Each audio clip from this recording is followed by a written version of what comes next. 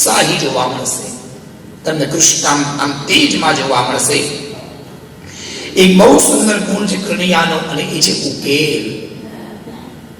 જીવનમાં જ્યારે જ્યારે તકલીફ પડે સાહેબ, જીવનની તકલીફોનો સાચો ઉકેલ એ આપણને ઠાકોરજી આપે છે. ઠાકોરજી જે ઉકેલ આપે એ સાચો ઉકેલ. હવે આ ખબર નહીં સાચું કે માનવું કે ખોટું માનવું, પણ સત્ય એ છે કે જીવનમાં જ્યારે જ્યારે સમસ્યા આવે, શું કરવું એ ખબર ન પડતી હોય, આમ કરવું કે તેમ કરવું, પેલું કરવું કે આ કરવું, હા કે ના, એ કંઈ પણ કરવા જઈએ તો એ ઉકેલ ભગવાનને પૂછવો. ઈશ્વર સાચો ઉકેલ આપે. એટલા માટે અમારા ઘરમાં તો એક પરંપરા છે, આમ કરવું કે તેમ કરવું, હા કરવું કે ના કરવું, જવું કે ન જવું, એવી મથામણ આવે તો 2 ચિઠ્ઠી બનાવવાની, બોલો જય શ્રી કૃષ્ણ, ઠાકોરજી પાસે મૂકવાની. હા આવે તો કરવાનું, ના આવે તો નહીં કરવાનું, પણ વિશ્વાસ રાખવો. વિશ્વાસપૂર્વક ભગવાન પાસે ઉકેલ માંગ્યો હોય તો ભગવાન આપણને ચોક્કસ ઉકેલ આપે છે. ત્યાર પછીનો એક બીજો ગુણ ભગવાનનો છે ઉજ્જવલ, બ્રાઇટ ફ્યુચર.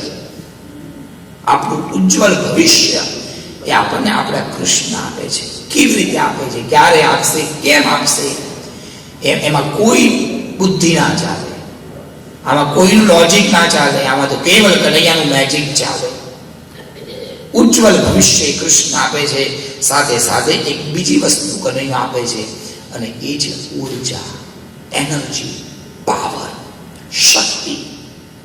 સાહેબ, કૃષ્ણ ભગવાનની સેવા તમને બહુ સુંદર ઉર્જા આપે. તમે ક્યારેક કરવી, તમે અહીંયા દર્શન કરો, આ મંદિરોમાં દર્શન કરો, અને ક્યારેક દ્વારકા દર્શન કરવા જાઓ, ક્યારેક બદ્રી કેદાર દર્શન કરવા જાઓ, કેવી ઉર્જા ભગવાન આપે.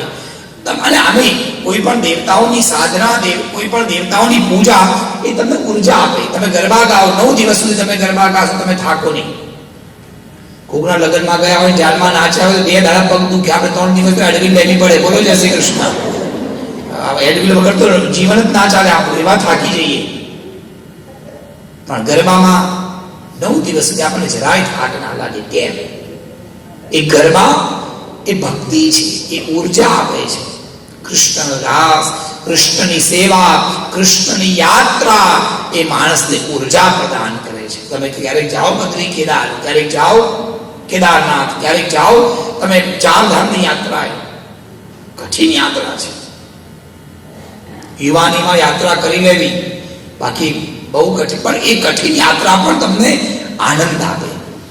બહુ તકલીફ પડે, એ તકલીફનો પણ અનેરો આનંદ છે. અમને પડેલી તકલીફો અમે હજી દરેક કથામાં વાત કરું, બોલો. અમે બદ્રી કેદાર ગયા, હવે તો પ્રભુ કૃપાથી રસ્તા સારા થયા. 10 વર્ષ પહેલા રસ્તા સારા નહોતા, નાના રસ્તા. કેદારનાથનું ચડવાનું, ચડાઈ આપણાથી ચડાય જ નહીં, એટલે આપણે પેલા ખચ્ચર પર બેસવું પડે. હવે આ ખચ્ચર ના તો ઘોડામાં આવે ના ગધેડામાં, એ ખચ્ચર અલગ જ પ્રાણી હોય, અને એમાં બેસવાનું. હવે ખચ્ચર એવું ભયંકર, એ રોડ ઉપર ના ચાલે, એ ખીણની કિનારી ઉપર ચાલે.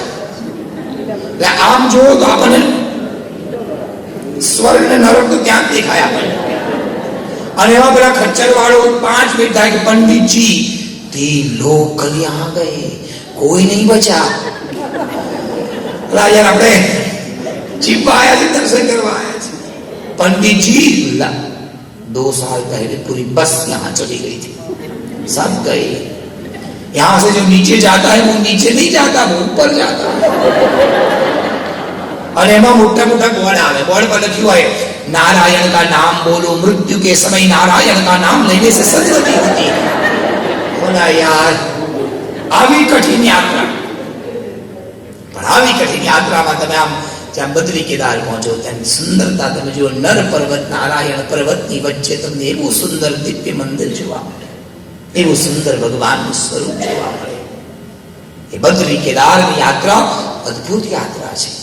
એ યાત્રા કરીને જ્યારે માણસ ઘરે આવે ત્યારે એને ખબર પડે કે આ યાત્રાએ અમને ઉત્તમ ઉર્જા આપી છે.